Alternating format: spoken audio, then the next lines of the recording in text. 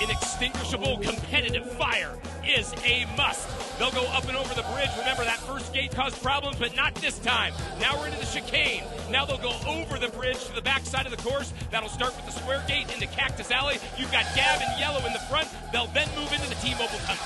Just as we expected, Gab had a great launch, and he got out in front in the very beginning of this race. Now he's doing his best to hold on, but it looks like Headsup is slowly creeping up every turn we take. You've got Gab in yellow in front, Headsup in blue in second, Nub in purple in third. They're on to lap number 2.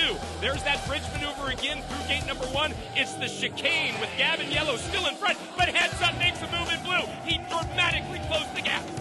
Wow, Headsup is really pushing. He wants to get that win so he can get into finals and just be done with these semis. They're going over the portico. Closing moments of heat number 2. He went for the move again. That's Headsup as they're going through this front side. Now it's the chicane one final time. Headsup got the inside, and Headsup taking the heat win.